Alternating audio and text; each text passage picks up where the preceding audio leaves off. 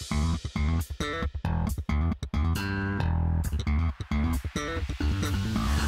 a beautiful day that you have made. I will praise you. Always po ang ating naisin, mabuhay po tayo ng mapayapa, maayos, at palagi pong yung isip natin nasa Panginoon.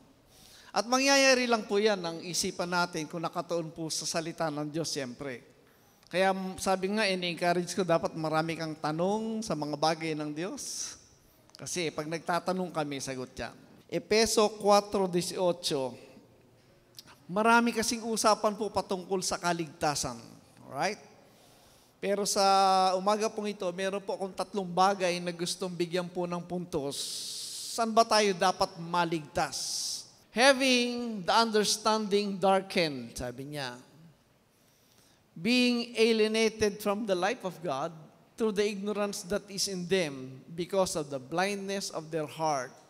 Una po ang sabi niya, ito yung kalagayan po ng tao kay Adan, mga taong wala pa kay Kristo. At pinapaunawa dyan na yan po yung kalagayan. Unang-una ang sabi niya na sa kadiliman ng kanilang pag-iisip, yan po yung larawan po ng taong wala kay Kristo. Madilim ang isipan. Pag sinabing madilim ang pag-iisip, wala sa tamang kamalayan o desisyon sa buhay.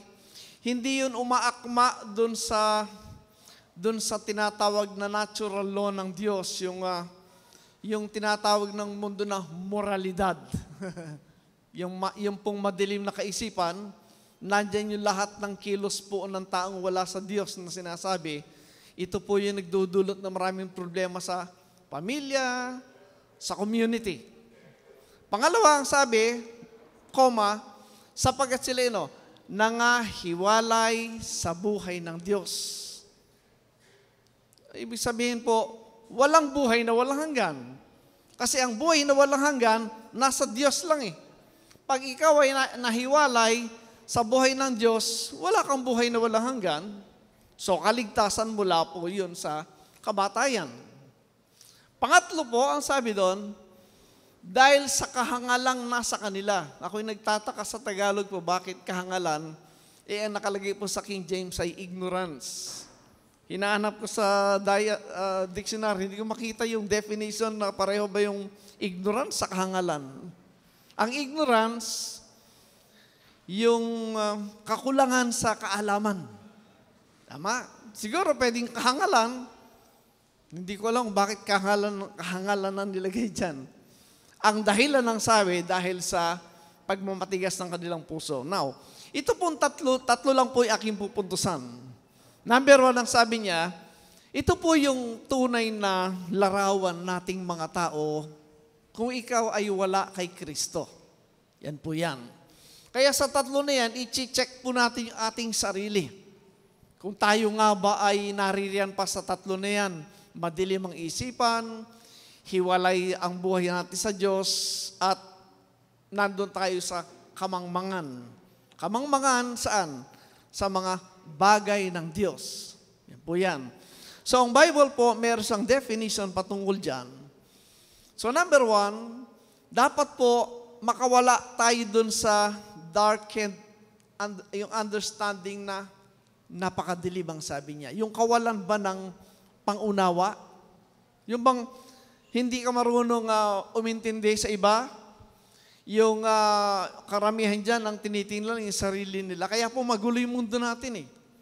Kaya yung mundo, lalo na po yung bansang Pilipinas, kasi maraming matalinong tao, nagsipag-aral, pero yung kanyang understanding po ay nasa kadiliman. Meron po ko nabasang isang article, ang sabi niya, kung ang mga mananampalataya ay mag-exert ng effort upang itatagpo yung sinasabing gobyerno ng Diyos sa mundong ito, madali pong umasenso yung buhay ng tao. At sino yung gaganap niyan? Ang gaganap niyan kung sino man yung nasa posisyon ng mga politikong sinasabing mga Kristiyano, dapat yun po yung kanilang i-exert Ang problema po, medyo madugo yan sa present condition ng politika sa Pilipinas. Pag hindi ka umayon sa takbo ng sistema, pero madugo yan, sabi. Pero kung yung mga nasa posisyon, nagpapakilalang Kristiyano, tatayuan po yung prinsipyo ng Biblia, medyo maayos po siguro yung bansa natin. Pero sabi ko, baka matagal pa yan. Kung maayos man yan, matagal pa yan. Dahil, number one, ito po yung norm o standard po ng pag-iisip ng mga tao, hindi lang sa Pilipinas, kundi sa buong mundo. Yung understanding po ay darkened. Nagdilim ang isipan ng mga tao. Kailan po yan? Nag-umpisa po yan sa panahon ni Adan. Nagdilim ang kaisipan. Kaakibat po niya yung kamatayan na sinasabi doon ng kamatayang spiritual. Pag sinabing kamatayang spiritual, patungkol po yan saan? Sa pag-iisip. Pansinin niyo po yung 18. Yung understanding, yung ignorance, saan po yun nakatuon? Nakatuon po yun sa ating isipan. Right? Kaya yun po yung bunga ng alienated from the life of God. Now, ano yung solusyon po ng Diyos dyan? Una sa lahat, ang sabi po ng Bible, nakita natin last time, di ba? I-flash natin uli, Job 32 verse 8. Yan po ang sagot at solusyon ng Diyos. But there is a spirit in man, and the inspiration of the Almighty giveth them understanding. Di ba last time diniscuss po natin yung inspiration? Ang inspiration, bottom line yan ay alin? Yung salita ng Diyos. Because yung word, yung salita ay spirit. Tama? Kaya pag sinabi inspiration, the breath of God. Ano yung breath of God? Yung spirit. Yung kanyang words. Sabi niya, but there is a spirit in man, and the inspiration of the Almighty giveth them understanding. So ang Bible po nagsasabi, ang pangunawa nagmumula po sa kanyang salita na pinagkakalob ng Diyos. Bakit hindi naman lahat nakakaunawa? Last time po diniscuss ko po yung sinasabing Word of God, yung salitang Word. Yung Word po, kamukha na ang aking sinasabi ngayon, kaya nababasa natin, wala pong kapangyarihan yan. Alright? Yan po ay nagbibigay sa atin ng palaisipan, pinipilit buksan ng ating isipan. Pag yan ay binigyan mo ng pansin, binuksan mo isip mo at ikaw ay naniwala, anong mangyayari? Doon po magkakaroon ng buhay yan sa iyo. Kaya nga di po ba yung salita ng Diyos sinalintulad ng Panginoon saan? Sa buto ng halaman, yung seed. Araw-araw po sa nature, pag sinabing nature yung paligid natin, pinapakita ng Diyos yan sa atin. Pag nagtanim ka ng buto, ano nangyayari? Ilang araw lang may uusbong na halaman dyan. Okay? Pero pag yung buto lang mismo, may buhay ba yung buto? Wala. Tuyo yan. Dry lang. Hindi yan magmumultiply. Pero pag ang buto, naitanim sa magandang lupa, merong moisture, may sunlight, at merong mineral yung lupa, anong mangyayari sa buto? Magkakaroon po yan ng buhay. Ganon din po yan sa salita ng Diyos. Kaya nga po yung Panginoon madalas, kung magbabasa ka ng Bible, gumagamit siya ng illustration, gumagamit ng sinasabing type or symbols sa ating nakikita at nararanasan para maunawaan po natin yung mga bagay ng Diyos. Kasi po kung hindi gagawin ng Diyos yon, hindi natin maunawaan. Okay? Kaya sa araw-araw nakita po natin ang katotohanan. The same thing po yan sa pagpapahayag ng salita ng Diyos. Yung iba naririnig yan, pero ang tanong, ito ba'y pinapaniwalaan? Kung hindi papaniwalaan, walang power sa isang tao yung sinabi ng Diyos mismo. Nagkaroon lang ng kapangyarihan pag ang tao po ay naniwala. Pag sinabing naniwala, tinanggap mo, di ba?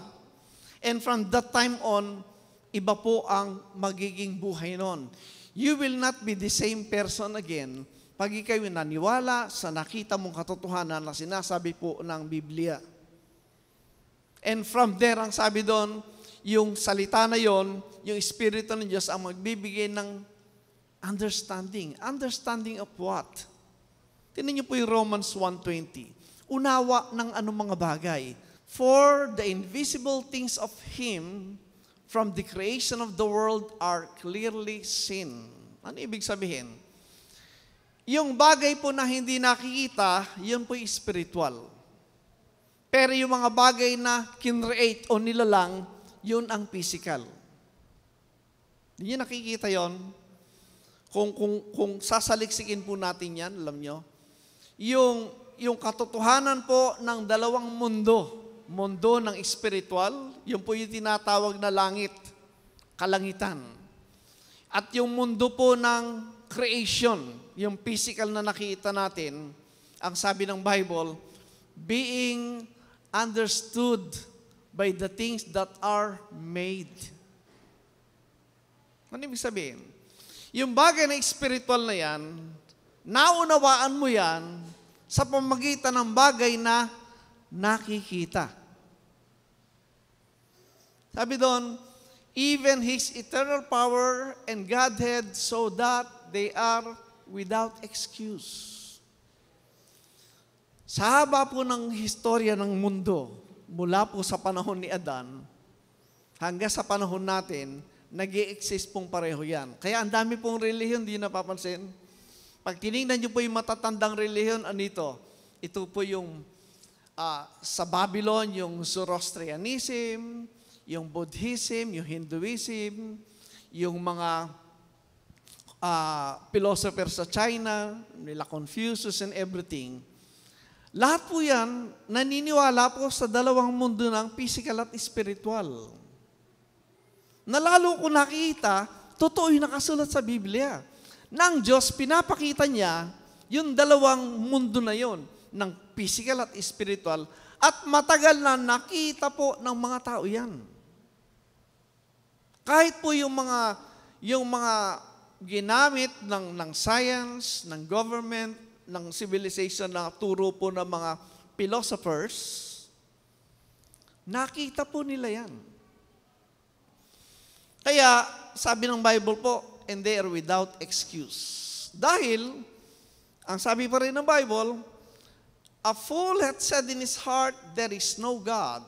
Ang magsasabing walang Diyos, yun lang mangmang ang sabi niya. Sa kanyang puso kasi. Pero pag ikaw ay nag-isip, at tinignan ng mga bagay niyan, imposibleng hindi ka maniniwala na merong bagay na spiritual at Diyos na lubalang ng lahat ng bagay na yan. Now, ang pinamumulat po sa atin ng Panginoon is this. Yung understanding po na yan, nagliliwanag yan sa pamamagitan po ng salita ng Diyos. Tinan muli po natin yung 2 Corinthians 4:4. In whom the God of this world hath blinded the minds of them which believe not. Yon. Lest the light of the glorious gospel of Christ, who is the image of God, should shine unto them. Ano ibig sabihin?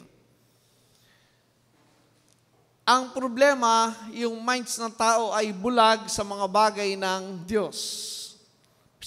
Ano ang magbibigay ng liwanag? Yung glorious gospel of Christ. Yung mabuting balita po ni Kristo.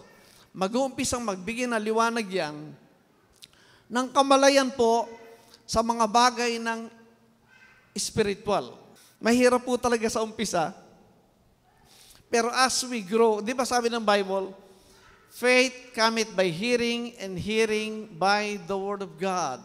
Yan po ay unti-unti nagbi-build up ang iyong pananampalataya, yung sa amount nung natututunan at nire-receive mong salita ng Diyos. Di ba may kasabihan? Di ba sabi ng Bible, love God with all thy heart and with all thy mind, ang sabi niya, sa buong pag-iisip. Kaya ang tanong, ilang porsyento ng buhay mo na binibigyan mo ng time o kaisipan ang Diyos? Sa maghapon, ilang oras yung inilaan mo sa Diyos? Di ba? Sa maghapon, ang iniisip natin, at natural po yan eh. Ang dami natin pressure, ang daming problemang dinadanas, di ba? Ang question, ilang percent ng oras mo ang inilalaan mo sa Diyos? Magagawa niyo po yon sa pamagitan ng Ito, Word of God, Bible. Study. Bible, study. Pwede bang isingit yan sa trabaho? Yes. In fact po, sa lahat ng area ng buhay, trabaho man, relasyon man, hindi pwedeng mawala po yung salita ng Diyos dyan. Tama? Depende na lang yan. Kunyari, sa isang grupo, meron bang mananampalataya doon, ikaw yung magbubukas ng usapan ng ganon. Before you know it, may mga taong nangangailangan pala yun. Kailangan pala niyang marinig yung mga bagay ng Diyos. Okay? Sino ang pwedeng magkaloob ng kaalaman nun? Ikaw, sapagkat ikaw nga ay nakatanggap ng karunungan mula sa ating Panginoon. Dahil nasa iyo yung sinasabing inspiration of God. Okay. So, ang unang kalagayan ng tao po, sila ay madilim ang pag-iisip. Ang magbibigay lang ng liwanag po dyan, walang iba kundi yung Panginoon. Another verse po, Ephesians 1:17. Ito po yung prayer ni Pablo para sa mananampalataya. That the God of our Lord Jesus Christ, the Father of glory, may give unto you the spirit of wisdom and the revelation in the knowledge of Him. Ang sabi niya, ang panalangin po ni Pablo na ang Panginoong Diyos, Ama ng ating Kristo, ay magkaloob sa iyo ng spirit of wisdom. Ano yung spirit of wisdom? Ito po yung salita ng Diyos. Kasunod po yung revelation. Ano yung revelation?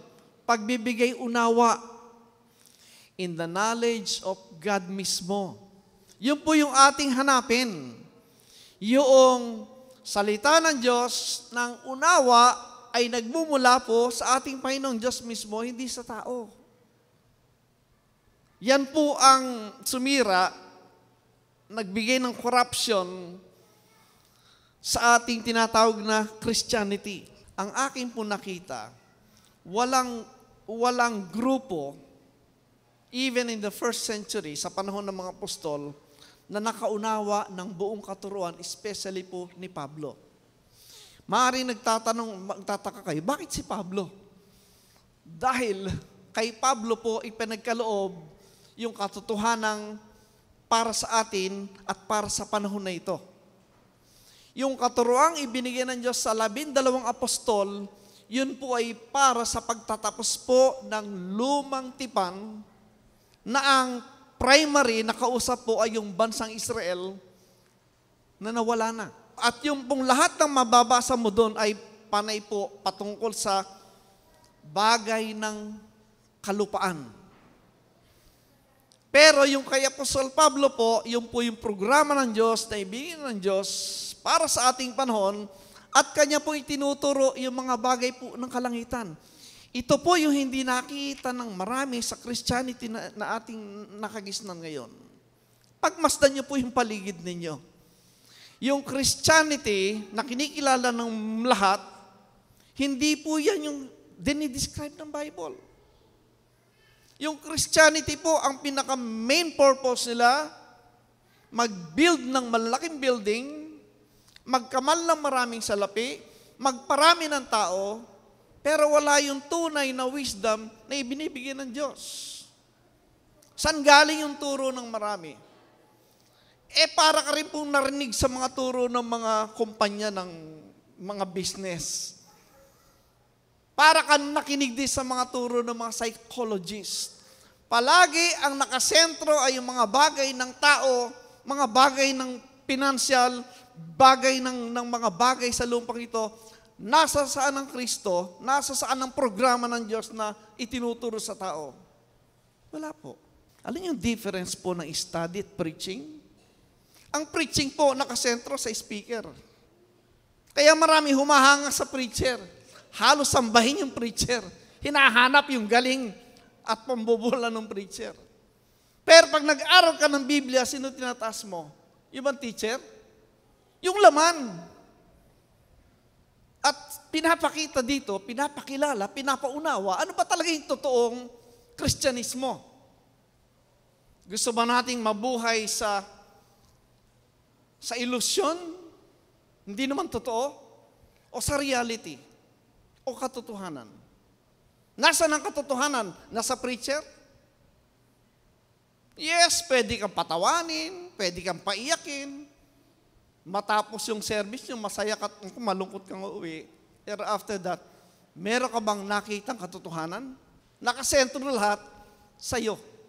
Eh siyempre, nagbibuild siya ng panglupa lang.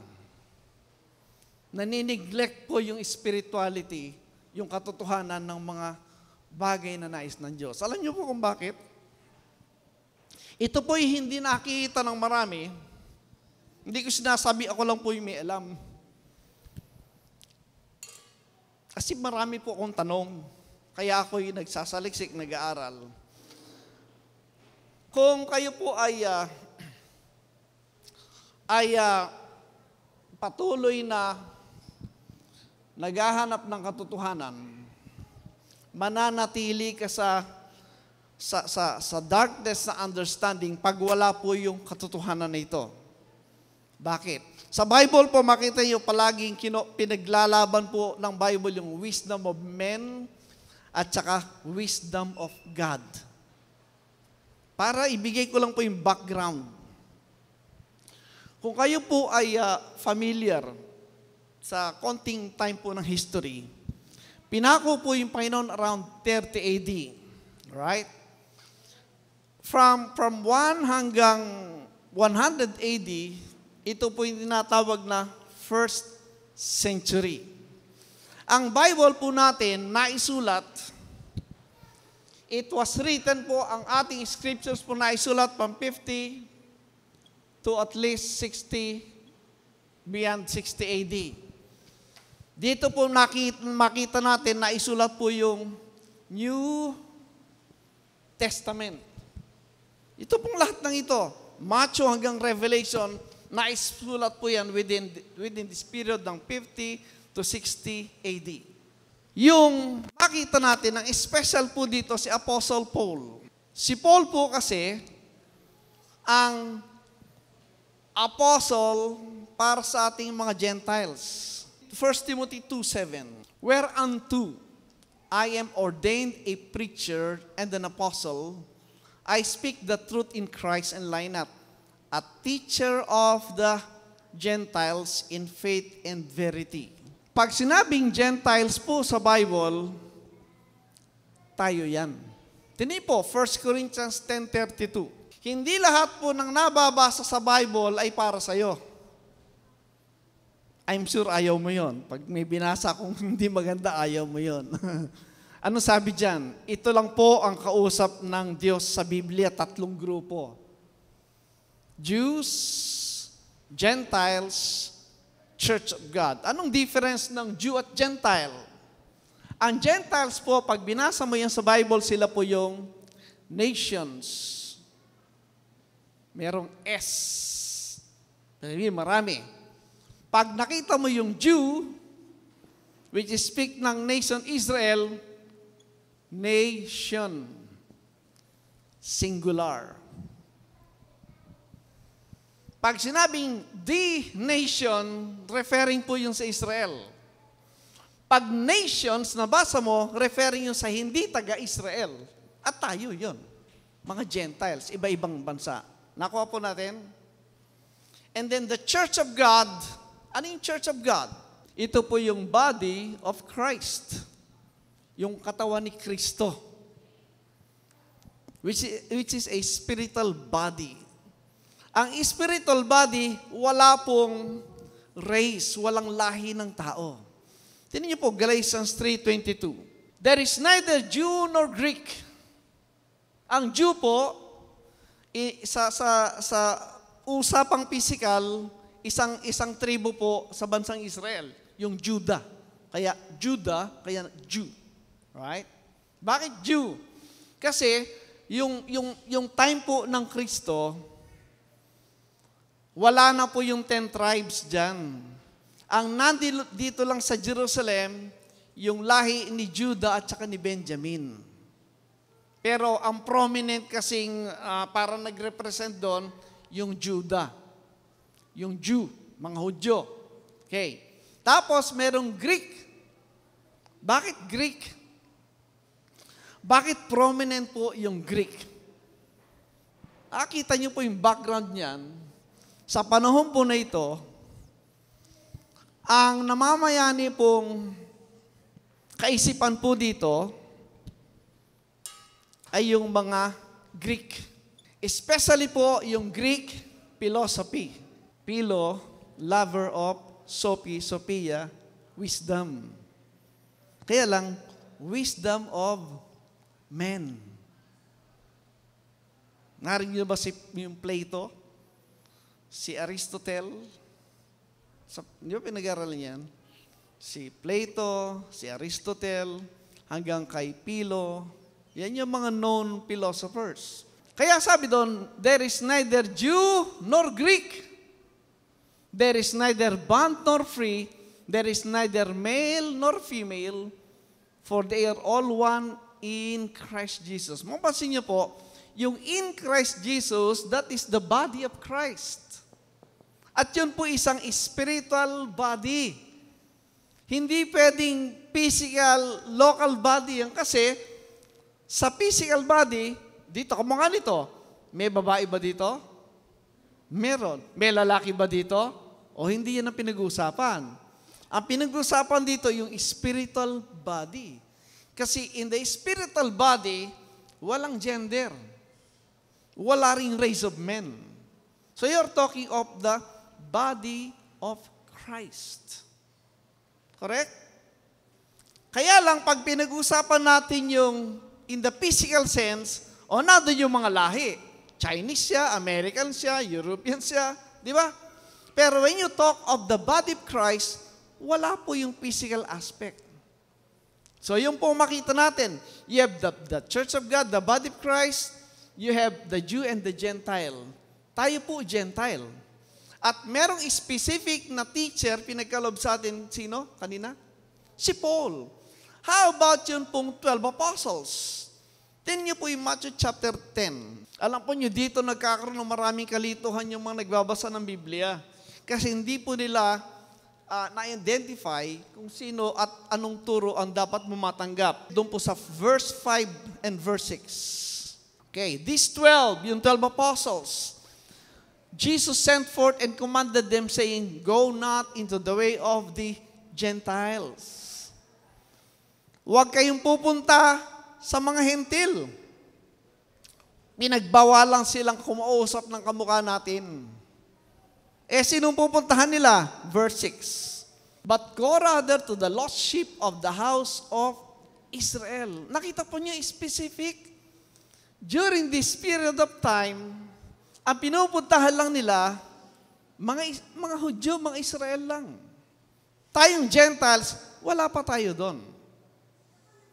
Pero nang dumating ang time na natapos na po itong sakripisyo sa krus ng Kalbaryo, ano nangyari? Galatians 3:14, tinan niyo po. That the blessing of Abraham might come on the Gentiles. Tayo yan. True, pansin niyo po, ang para sa atin ay blessing. Wala tayong curse. Hindi tayo kasama sa sumpa. That the blessing of Abraham might come on the Gentiles through Jesus Christ. Para ano? That we might receive the what? The promise of the Spirit through faith. Mahalaga ba yon? Pag ang faith nyo po ay nabibuild up at unting nagliliwanag po yung katotohanan nito, makita nyo po yung kahalagahan ng promise na yan na matatanggap ng Gentiles through Jesus Christ. So after the cross, doon po pumasok ang Gentiles. That is why tumawag ang Diyos ng isang apostol para dalhin sa ating lahat. At yan po si Apostle Paul. Romans 15 po, tinan nyo. Verse 16, yan. That I should be the minister of Jesus Christ to the Gentiles, ministering the gospel of God. So, ang Diyos nagsugo po si Apostol Pablo. Ngayon, so from here po, you have the 12. Ang kausap lang ay yung mga Hudyo. Okay? Wala pa tayo doon. Pero nung matapos ito, pag that is Acts chapter 9, tumawag ang Panginoon na isang apostol. Sino? Si Apostle Paul. Kay Apostle po, mula Acts 9 hanggang Acts 28, buong period ng Acts. Dito po ipinagkaloob po yung pangunawa ng mga bagay ng misteryo. Tingnan niyo po, Ephesians chapter 3. Verse 1. For this cause, I, Paul, the prisoner of Jesus Christ, for who? Para kanino? Pag nagbabasa po kayo, kahit anong binabasa, hanapin mo, kanino address yan? Sino sinulatan? Di ba? Pwede bang basahin yung sulat ng kapitbahay mo? Hindi. Kung sa'yo naka-address, para sa iyan. So, ito po para sa atin. Verse 2. If, yung pong if, pasubali yun. If ye have heard of the dispensation of the grace of God which is given me, kay Paul, para kanino? To you word. Kanino? Gentiles, kamukha natin. Verse 2. How that by revelation he made known unto me the what? The mystery. Ano yung mystery? Pag sinabing mystery po, these are previously hidden truth but now revealed. Ito po yung secret. May secret ba kayo? Meron ba kayo secret? Secret. Meron? Lahat tayo meron. Nakakaalam ba lahat ng secret? Sikreto mo? Hindi. Sino nakakaalam? Aba, yung malapit sa'yo. Tama? Ganun po ito. Yung mystery, yung secret, nire-reveal kanino? Sa Gentiles. Ayun, no? Kaya sabi niya, sa 3, how that by revelation, he made known unto me the mystery as I wrote afore in few words. Ang maganda, naisulat niya yung mystery. Next verse. Whereby when you read, you may understand my knowledge in the mystery of Christ. Alam po ninyo, pag napag-aralan po at naunawaan itong mystery na sinasabi ni Pablo, talagang you will see yourself as blessed sa program ng Diyos. We are blessed in the program of God. I'll give you one example po, Ephesians 1:3. Kaya lang po, it requires faith. Dapat maniwala ka lang. Ano sabi ng 3? Blessed, past tense, hindi pagpapalain ka pa lang, pinagpala ka na. Blessed be the God of the Father of our Lord Jesus Christ, who hath blessed us with all spiritual blessings in heavenly places in Christ. Aba, pambihira. Kung ikaw ay talagang honest seeker ng truth, at ang talagang hinahanap mo yung mga bagay ng kalangitan, abay baka sumigaw ka pa dyan Kung naniniwala ka. Kung naniniwala. Nakukuha po ba niya effect niyan sa tao? Yung doktor nga, pag sinabi ng doktor sa iyo ang resulta ng sakit mo at magaling ka na, sabi, di ba? Masaya kayong lahat. Ito hindi lang po kagalingan ng physical yan Yan na po yung ultimate blessing na hinahanap ng isang tao. Kamukha po ng sinasabi ko kanina, para bigyan ko po kayo ng background. Ang New Testament po naisulat sa period ng 50 to 60 AD, yung 27 books. Now, sa akin pong study, nakita ko, yung buong katotohanan ng Diyos, wala talaga nakaunawa ng buo. Kasi yung pinakabuod po ng katotohanan ng Diyos, binigay kay Apostol Pablo. Ang problema po, si Paul po, according to tradition, namatay sa hanggang 65 AD, pinatay siya, pinugutas siya ng ulo sa Rome kasi sa time ni Nero. Alam nyo, ang sabi niya sa 2 Timothy 1, sabi niya sa 60, ito po yung panahon na pupugutan na siya ng ulo kasi nakakulong po siya dyan. This is one of the prison episodes ni Paul. Sabi doon, At my first answer, no man stood with me, but all men forsook me. Imagine, sa panahon ng apostol ka, ang dami mong binahagi na ng salita ng Diyos, the whole of Asia and other parts, and yet, sabi niya, dito nag-iisa na lang siya. Anong effect po nun? Hindi nila nakuha yung buong katuruan ni Apostol Pablo.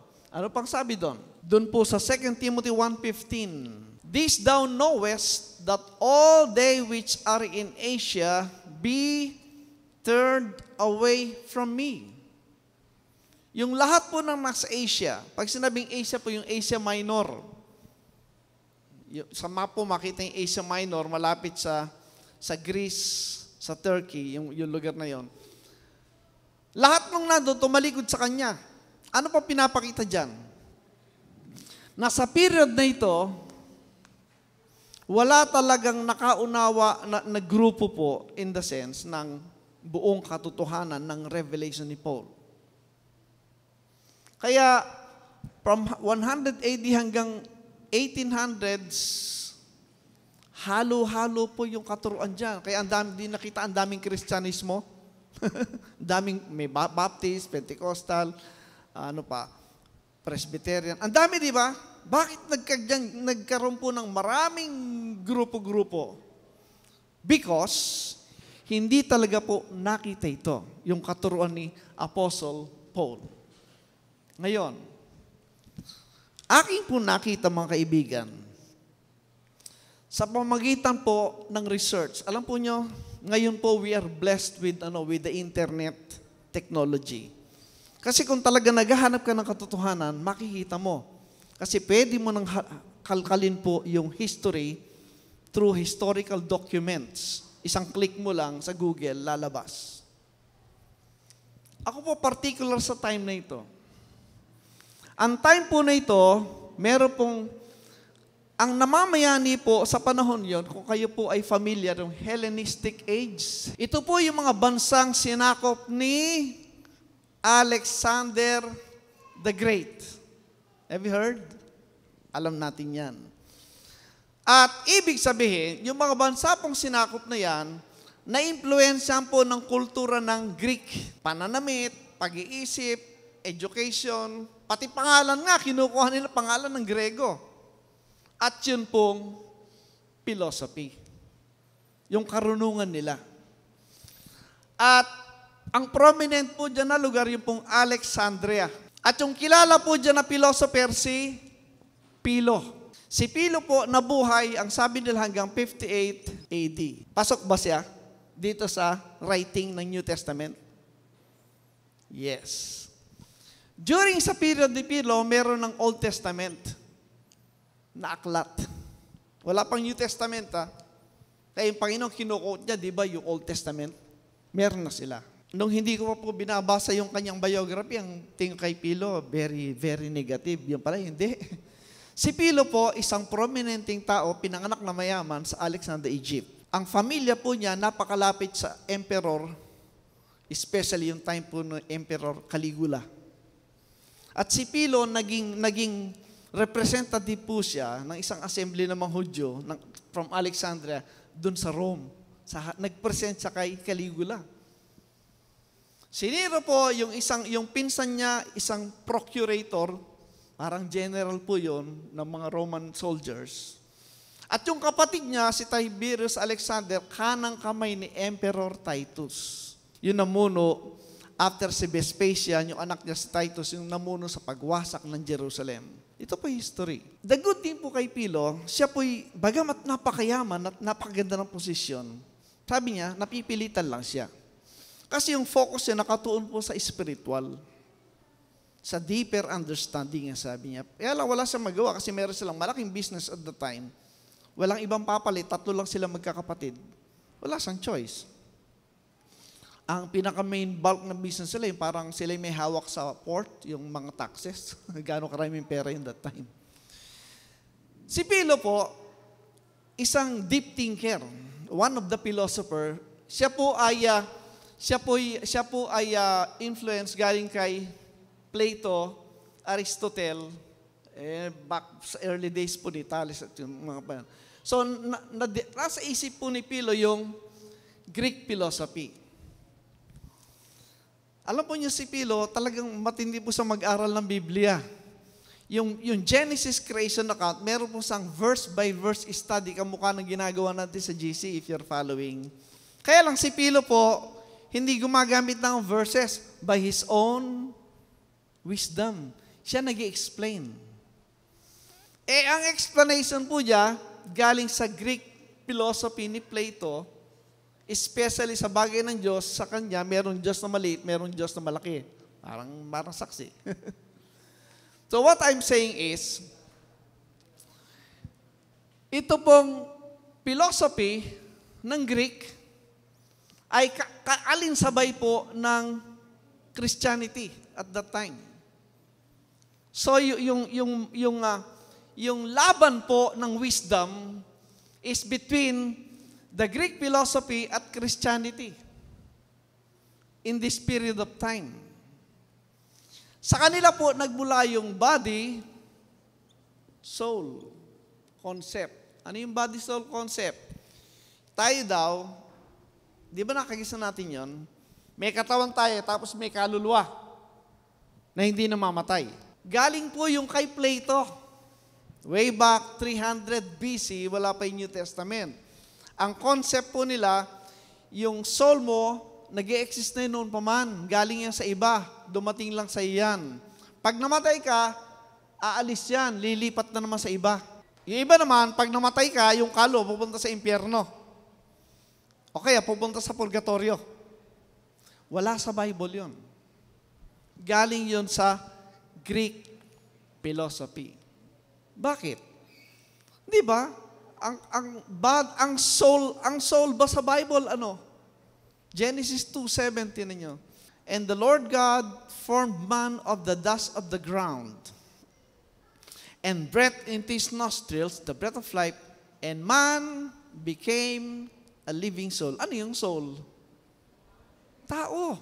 Namamatay ba yung soul? Yes, namamatay kasi yung tao eh. Pero sa philosophy, sabi nila, hindi namamatay ang soul. Ang sabi po ng Ezekiel 18:40 ninyo, Behold, all souls are mine, as the soul of the Father, so also the soul of the Son is mine. The soul that sinneth, it shall die. Namamatay ba yung soul? Yes. Pag namatay yung soul, saan na pupunta? Yung word na ginamit Job 33:22. Yea, his soul draweth near unto the what? The grave.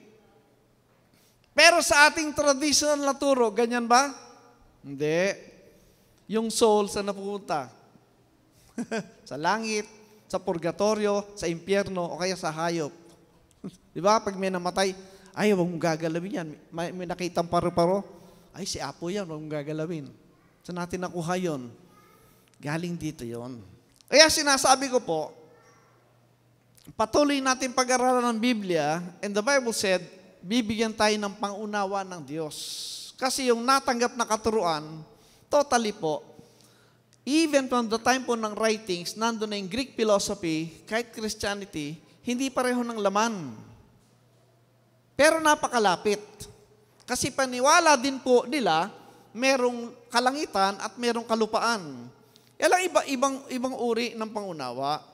Ang pangunawa nila sa kalangitan, meron talagang designer. Pero hindi nila matawag talaga kung ano. Tinatawag nilang the one. Okay? Pero sa lupa, ang nag-create nito, hindi yun. Sabi niya, ang nag-create nito yung ginawa niyang isang maliit na Diyos. At siya nag-create, kaya lang evil daw. Lahat daw ng physical ay evil. So pag tinundan niyo po yon, ganon din yung konsepto, pero iba. Kaya mahalagang basahin mo muna yung Biblia.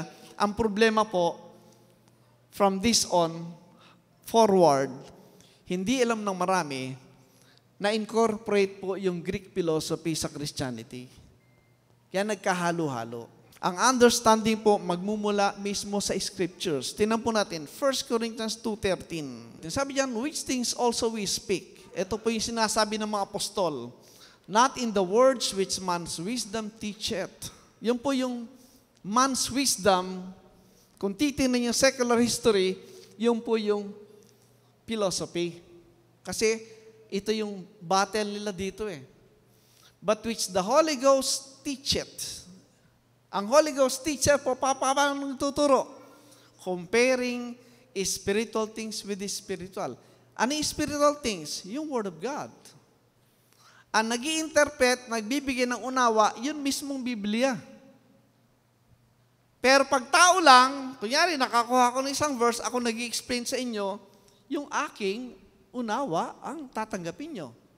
Ang baon-baon ninyo, yung sinabi ng preacher, hindi yung sinabi ng Biblia. Ganun po yung philosophy. Kaya marami kang makakaharap, pinapakita mo ng maliwanag sa Bible ang katotohanan, hindi pa maunawa.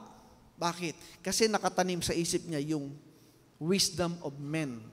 Diba may warning si Paul sa verse 5 po, 1 Corinthians 2:5, that your faith should not stand in the wisdom of men, but in the power of God, sa kanya pong salita, sa scriptures.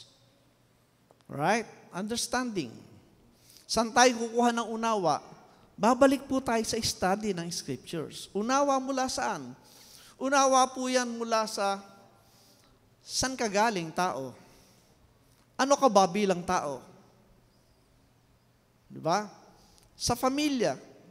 Paano tayo nagbuo ng pamilya? Paano tayo nagpalaki ng mga anak? Sa mga young people, paano tayo umaakto bilang mga anak?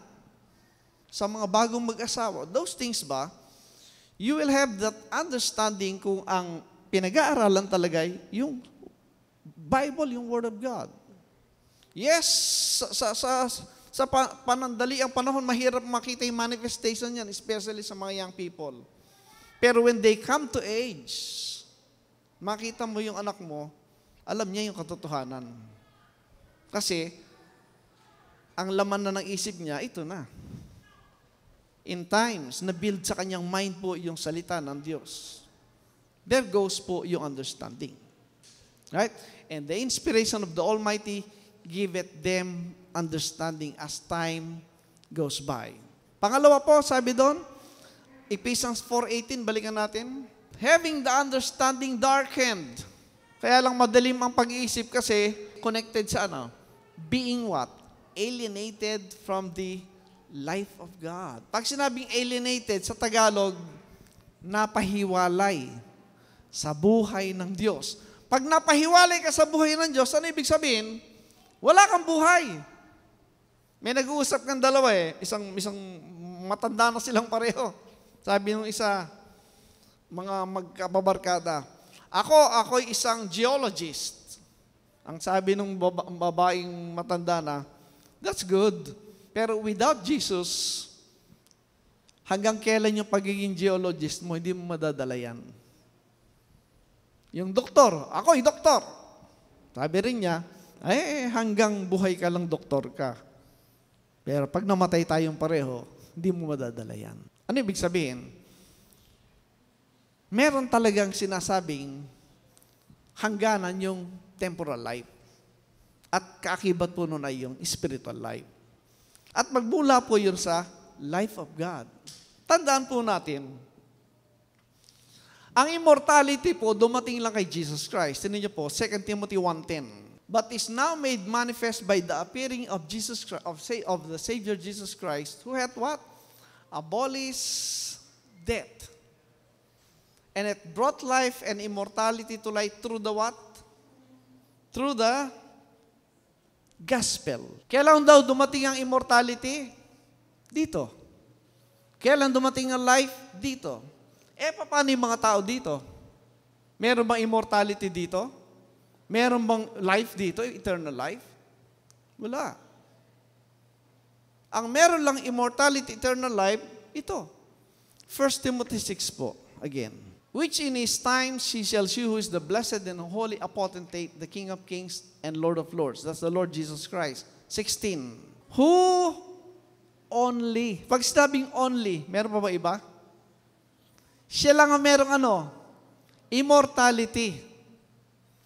Kailan ipinagkaloob ang immortality na yan sa tao? Dito. Meron ba dito? Wala. Anong ibig sabihin? Ang ibig sabihin, lahat ng namamatay dito, kunyari ito namatay, pag namatay siya, yung espiritu babalik sa Diyos, pero yung katawan, nasaan?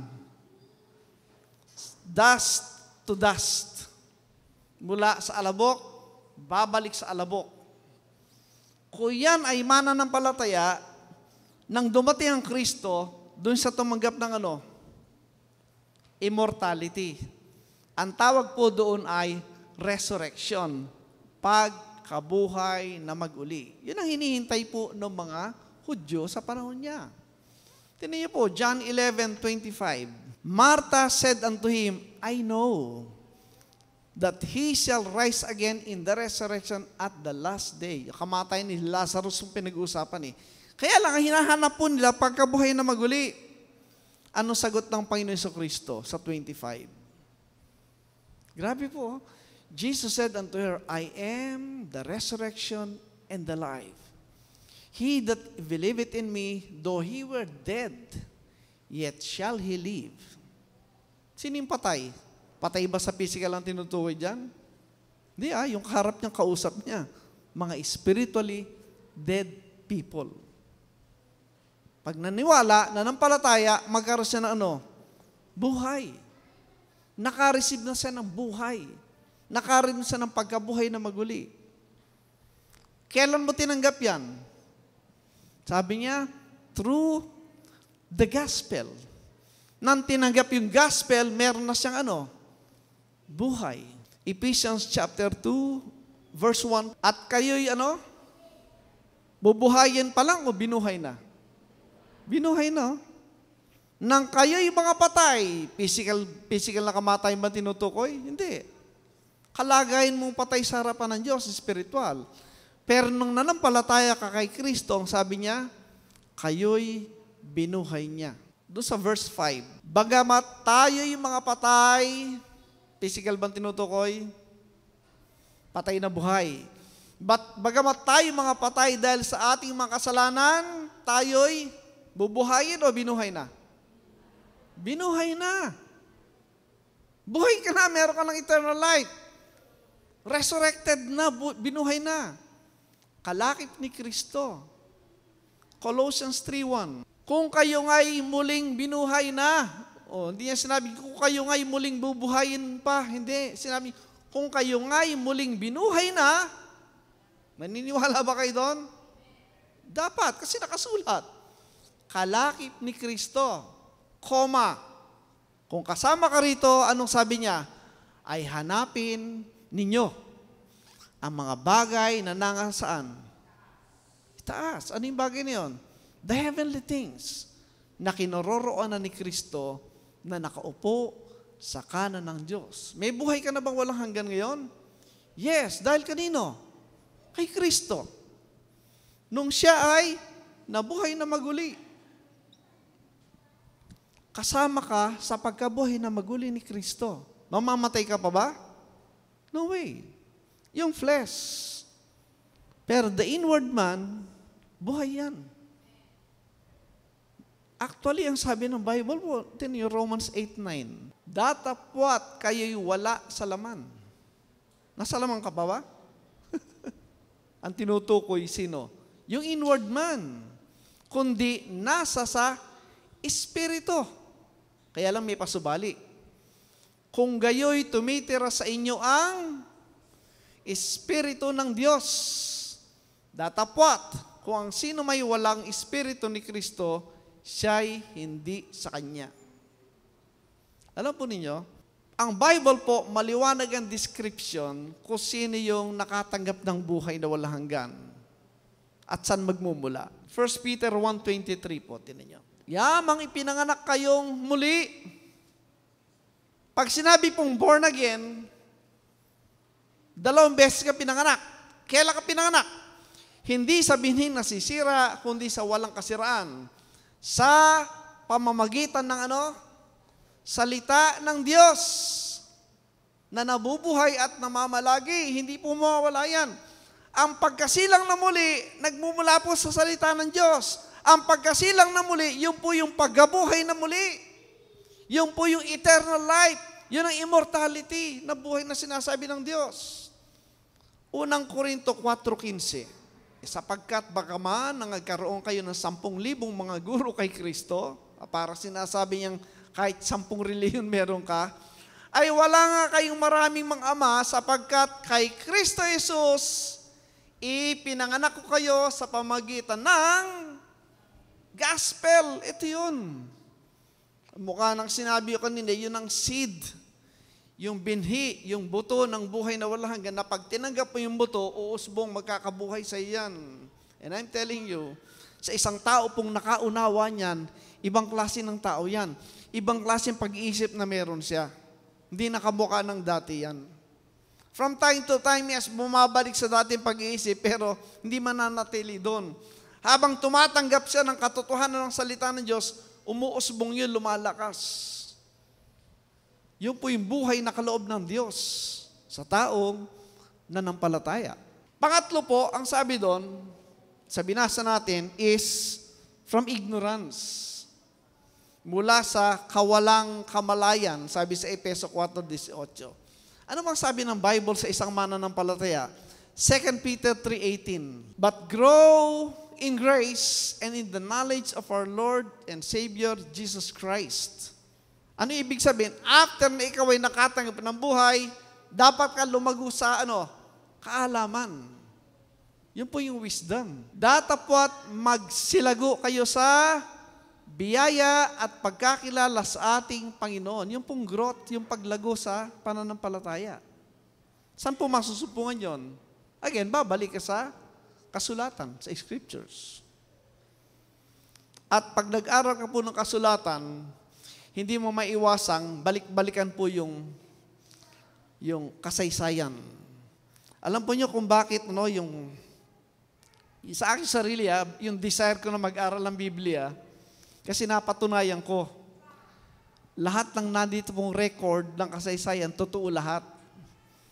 Paano ko napatunayan? Balikan mo yung history, balikan mo yung mga archaeology, yung mga nahuhukay nila sa lugar na yan. Kung ano nakalagay sa Biblia, may mga patotoong nahukay sa mga ginawa nila, mga pots. Alam niyo yung pots, yung parang palayok. Yung mga tao po noong una kasi, naglalagay sila ng inscription, sumusulat sa mga yon, mga bato. May mga record po silang nakita na sa panahon ni Solomon, panahon ni David pa, nakasulat yung mga events na yon sa ganon. Ano ibig sabihin? Totoo po yung nandito. History siya, accurate history. Kaya pag sinundan mo yan, lalo mong pagtsatsagaang hanapin pa yan. Tingnan mo kung totoo nga. Kaya po habang nag-aaral ka, lalo kang excited sa pag-aaral. Kaya wala kang ibang gustong sabihin sa tao kundi laman ng Biblia. Isang illustration po, ang mukha ni Abraham. Si Abraham po, nung dumating po siya, may pangako po ang Diyos kay Abraham, di ba? Si Abraham po, pinangako nga siya ng Diyos yung covenant kay Abraham, dalawa. Yung pangakong pagpapala sa bagay ng lupa, yun po ibinigay sa Israel through Moses. Kaya lang meron pong yung kondisyon ng sumpa. Pag kayo tumalikod sa ating pinagkasunduan, tatanggapin niyo yung mga sumpa. Tumalikod ang Israel, di ba?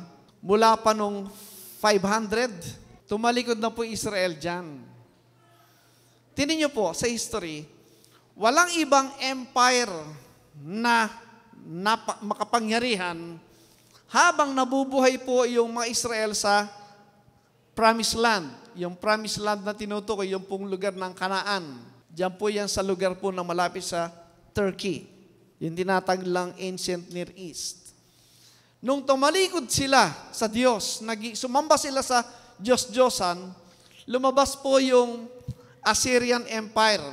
Ang una pong inalis po sa Promised Land yung 10 tribes kasi sila yung unang sumamba sa Diyos-Diyosan. Literally, inalis po sila dyan ng Assyrian Empire at pinalitan ng iba't ibang mga mga nasyon, yung pong Samaria. Pag binasa niyo yung John 4, di ba, yung Samaritan woman, nandun po yung sa lugar ng Israel. Kaya lang, ang nakatira doon, hindi mga Israelita, mga iba't ibang lahi na dinala lang doon. Kaya pinagbabawalan yung mga Hudyo makipag-usap sa kanila. Sila yung Samaritan. Yung original na 10 tribes, wala na po doon. Okay? Sumunod po yung Babylonian Empire. Yung Babylonian Empire, ang ginawa, sinakop po yung Jerusalem, yung unang temple. Yung natitira mga Hudyo, tinangay nila lahat. Dinala sa Babylon. Right? After ng Babylonian Empire, sino yung sumunod na empire sa history? Yung Persian, yung Medo-Persian Empire. After that, sinong sumunod? Yung Greek Empire. Ito po yung kay Alexander the Great. Sumunod po yung Roman. Ito pong mga bansa na ito, nakahula po yan sa aklat ni Daniel. Pag binasa niyo aklat ni Daniel, history yan nito.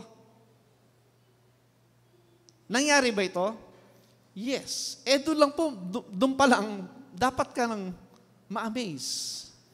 Kasi po accurate yung prophecy ni Daniel na natupad lahat po itong sinabi niya. Kaya pagdating ng Panginoon Jesucristo, anong time dumating si Jesus Christ? Sa time ng Roman Empire. Yung huling empire, doon. Kaya ang winasak na empire, yung Roman at saka yung Israel. Sa time na yon. Yung po ilan lang sa mga bagay na makita natin na kung aware ka sa kasaysayan at makita mo sa Bible, pabira. Meron bang aklat na ganyan sa mundo? Wala po. Wala kang makita aklat na ganyan. Pero yung Bible po kakaiba kasi meron siyang prophecy. Yun po yung tinatawag natin na proof of inspiration. Supernatural. Hindi yan sulat ng tao. Galing sa Diyos yan. Kasi naganap lahat po ang nakasulat na event. Anong pinapakita? Ang Diyos po yung may control sa nangyayari sa buong mundo. Even ngayong kapanganakan ni Kristo eh. Yung time ng kapanganakan ni Jesus Christ, natupad yun dahil sa utos na ginawa ni Emperor Augustus. Ito po yung nagbibigay sa akin ng interest. I hope kayo rin sana, especially mga young people, look to one, tinan niyo. And it came to pass in those days that there went out a decree from Caesar Augustus. Sino yun? After Julius Caesar, you have Augustus sa Roman Empire. That all the world should be taxed. Alright? Bakit? Bakit kailangan? Kasi, tinisusunod na verse. And Joseph also went up from Galilee out of the city of Nazareth into Judea unto the city of David, which is called what? Bethlehem. Dahil sa utos si Augustus, napilitan si Joseph na bumalik sa Bethlehem. Bakit? Bakit babalik doon? To be taxed with Mary, his espoused wife, being great with child. Manganganak na si Mary. Saan sila dapat bumalik? Sa Bethlehem. Sino nag-utos? Emperor ng Rome. Mananampalataya ba yun? Hindi, pagano yun. Bakit gumawa ng utos na gano'n yung pag-alam ba niya yun? Hindi. Ano ibig sabihin? Ang Diyos ang may control kasi hula na ipapanganak yung Messiah saan? Micah 5:2, tinan nyo. But thou, Bethlehem Ephratah, though thou be little among the thousands of Judah, yet out of thee shall come forth unto me, that is to be who? The ruler in Israel. Imagine, unbelieving emperor, hindi alam, ginamit ng Diyos para ma-fulfill yung prophecy na yan, ipanganak yung Kristo doon sa Bethlehem. Hindi ba amazing po yung Bible? Ibig sabihin, salita po ng Diyos yan. Kung ikaw ay honest at wise, gusto mong malaman ng laman yan. Kasi napakahirap, yan ang totoo, galing sa Diyos, hindi mo pwedeng labanan. Pwede ba labanan yan? No. Diba? Whether you like it or not, mangyayari yan. Magaganap yan. Kaya, for us, it's better na malaman mo. And as you increase po sa learning, there you will find, doon mo makita po yung lahat ng hinahanap ng mundo, yung comfort, yung peace, assurance, kahit ano maganap, alam mo, ang Diyos ay may control. And it will give you wisdom. Hindi lang ikaw, pati yung susunod na generation sa'yo, na merong church sa lugar na ito, na ang sentro, hindi yung preacher, hindi entertainment, ang sentro kung ano yung matututunan mo. Di ba, bakit kayo nagmi-meeting ng Sunday? Wala namang special sa Sunday eh. Kasi yung Sunday, wala lang trabaho. Dito tayo nagmi-meeting. Pero kahit anong araw, pwede kayo mag-meeting. Tama, mali. Walang holiday. Walang holiday. Ang holiday po, old covenant yun? Old covenant mindset. Ang mananampalataya, kahit anong araw, pwede mag-assemble, magkita-kita. For what purpose? Itaas po ito. Yung salita ng Diyos, yun ang kanilang pinag-aaralan. Kung ang purpose mo, meron kaming assembly every Sunday or anumang araw, ano kayang pag-aaralan namin ngayon? As you grow in your faith, yung Bible ang titinan mong alaman yan, dala-dala mo yan. Time will come, hindi ka na sumasandig sa preacher. Ang lalapitan mo, ito na. Kasi ang kausap mo dito, sino? Yung Diyos. Alam po nyo, ang prayer ko talaga, Lord, dumating ang time na may mga taong talagang may desire pa mag-aral. Mga taong naghahanap pa ng katotohanan. Mga taong gusto ka talagang maunaw at makilala. Pero I'm telling you po, hindi ito kamukha ng marami. Yung tinuturo ko po sa inyo, hindi ito yung common knowledge. Ito po mismo yung makita mo sa Bible. Kaya ang challenge ko sa inyo, basahin niyo yung Bible. I-check nyo. Di ba sabi ng Bible, examine ourselves. Study to show thyself approved unto God.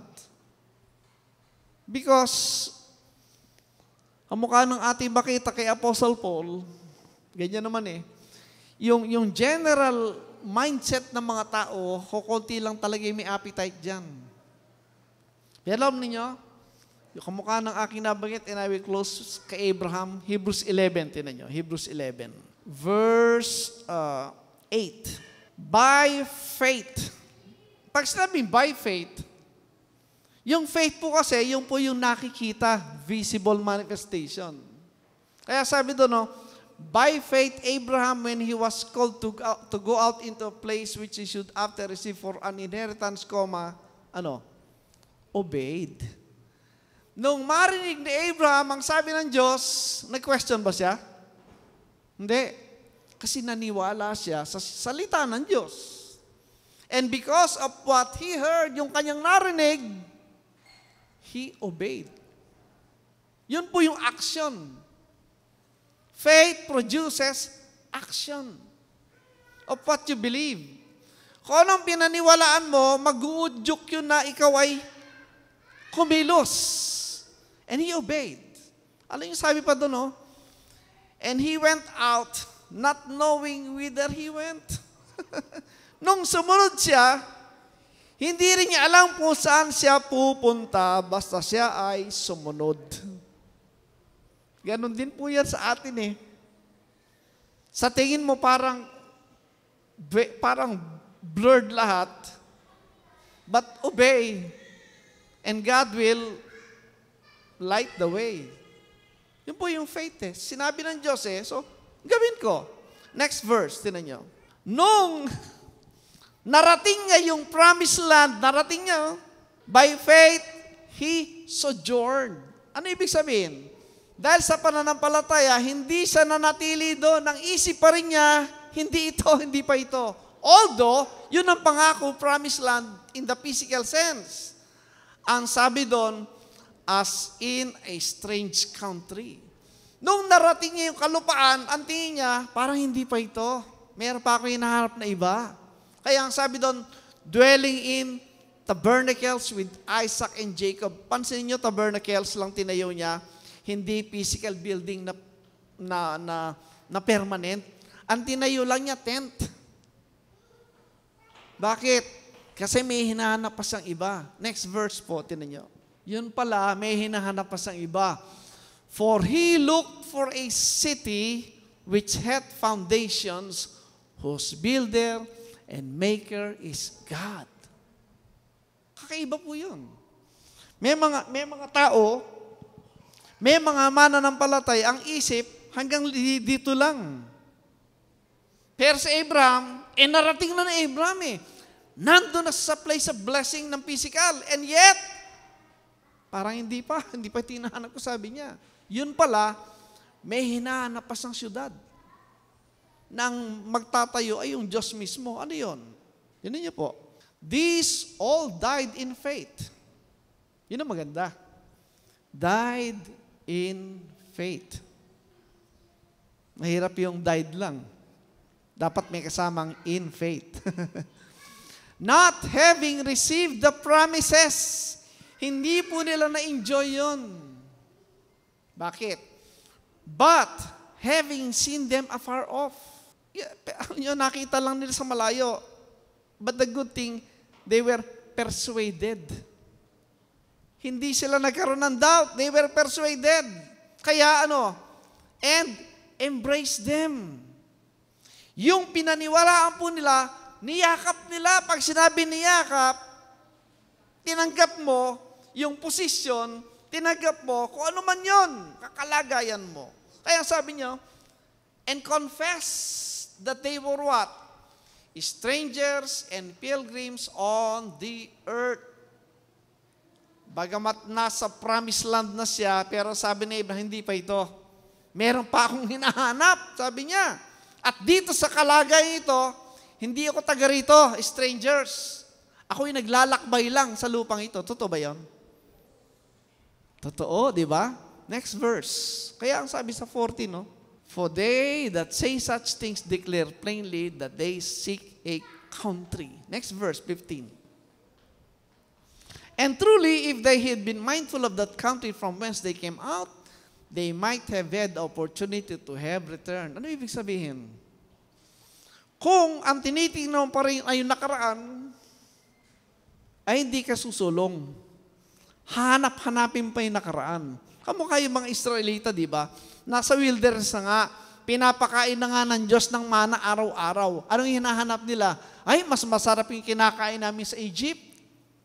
Mas masarap yung preaching doon kasi pinapatawa kami doon, pinapasaya kami doon, mas masarap doon. Maraming ganon. Bakit? Kasi hindi nakita yung much better things na sinasabi nito. Nakita na Abraham. Kaya palagi niyang sinasabi. Next verse, 16. But now, yun po yung maganda yun, now. They desire a better country. That is what? An heavenly. Yun ba hinanap natin? Actually, hindi natin hinahanap. Nasa sa atin na. If we believe. Ang hinahanap nila, city, dala nino. Sino may dala? Ito. Ang may dala ng city na yan, ito. Ito yung tinitingnan nila. Tayo, nasaan ba tayo?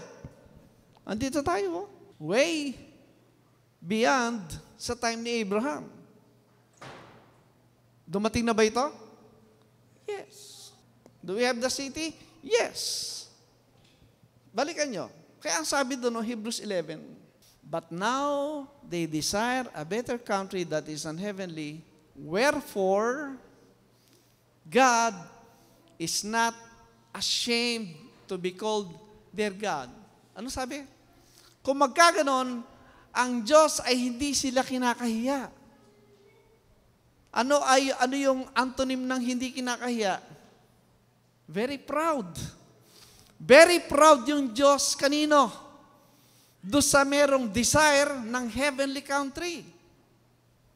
Malugod ang Diyos kung ang hinahanap mo at ang desire mo yung heavenly country. Ayun o. For He hath prepared for them a what? City. Now, sa time ni Abraham yun. Natupad ba yun? Yes. Na-enjoy ba nila? Yes. Tayo ba, kasama ba tayo sa naghihintay? No. We already have it. Hindi lang natin alam. Pero nasa sa atin na. Naniniwala ba kayo? Si Pilo po, sumulat niyan, wala pa yung kay Apostle Paul. Ang sabi niya, talking about the tabernacle of Moses, ang sabi niya, let us believe na yung ating soul ang maging, ang sanctuary ng Diyos yung ating soul. Yun na desire ni Pilo. Greek philosopher yan, ha? Pero meron siyang thinking na ganun. I don't know, pag pinag-compare niyo po si Paul at si Pilo, halos pareho sila ng kalagayan. Si Pilo po, walang record na nag-asawa. Si Paul din, walang record na nag-asawa. I don't know kung nagkita sila. Pero what I'm saying po, mga friends, kapatid, itong sinasabi po ng Bible, totoo ito. At common sense. Kung ikaw ay honest na believer ni Christ, hindi ka mananatili sa yung traditional way of worship, knowing God, simba lang ng linggo, uwi na, simba lang. Hindi ka mananatili sa ganon. Yung ating relationship sa Diyos, hindi lang tuwing Sunday. Do you believe that? Humihiwalay ba yung Diyos sa'yo? No. Ano sabi ng Bible? 1 Corinthians 3:16. Know ye not that ye are the what? The temple of God. That the Spirit of God dwelleth in you. Nasaan ang Diyos? Malayo ba yung Diyos sa'yo? Nasa iyo eh. Tuwing Sunday lang ba yan? No. Every moment of your life. How can you know Him? By studying the Word of God. Personal meditation. Bago matulog, magbasa ka ng scriptures. Basa lang.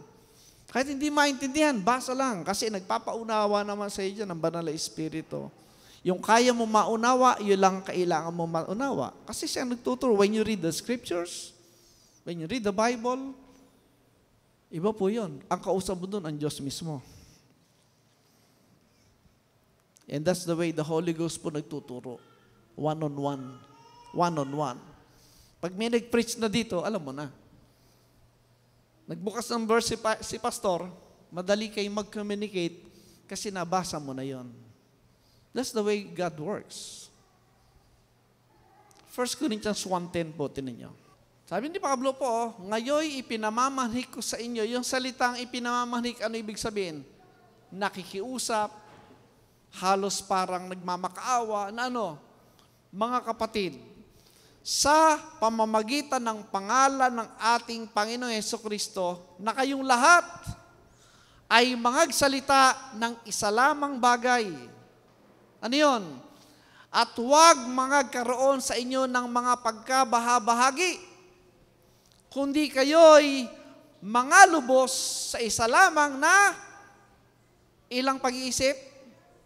Isa lang at isa lamang na paghatol. Ano yung isang pag-iisip? Unang Korinto 2:16, tinan niyo po maigi. Hindi pwedeng kanya-kanyang pag-iisip. Doon kayo mag-aaway. Kaya may gulo eh. Pero kung maintindihan natin yung isang pag-iisip, ito yon. Sapagkat sino ang nakakakilala ng pag-iisip ng Panginoon upang siya'y turuan niya. Datapwat nasa, kanino? Nasa atin ang alin? Pag-iisip ni Kristo. So meron lang dapat isang pag-iisip pag pinag-usapan ang Panginoon Kristo. Kanino pag-iisip? Sa Kanya. Nasa yung pag-iisip ni Kristo? Ito. At nasa iyo kung tinanggap mo. Lahat po nakailalim dito. yung teacher na tao, yung preacher na tao, nakailalim din dito, i-correct siya nito. Baka abusuhin niya ng mga nasa authority. Kukontrol nila yung mga tao. Sabi, ano bang ibig mo sabihin? Binigyan ko ng choice. Sino ba yung final authority? Yung pastor? Yung grupo? O yung Biblia? Pamili kayo. Kung yung pastor, talagang kahit anong pagawa sa inyo, gagawin mo. Pag sinabi niyang pagbili mo lahat ng ari-ari, pagbibili mo. Tama? Meron ganon. Mali, di ba? Kaya magulo. Grupo. Maraming grupo. Sila ba yung magsasabi ng totoo, tama o mali?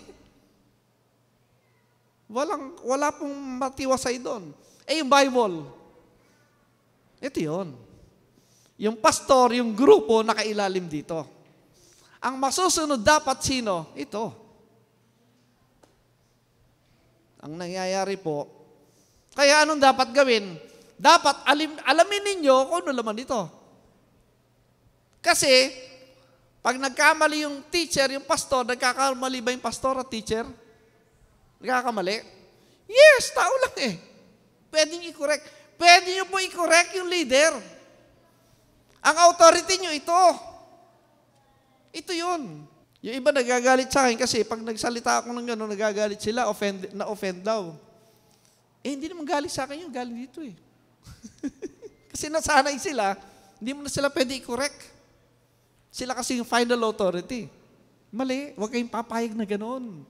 Doon po maraming naaalipin, doon maraming nauuto, at doon maraming naabuso. Pero ikaw mismo, alam mo yung bagay na yan, hindi. Ito yung sabi ng Bible, Pastor. Kaya dapat aralin natin.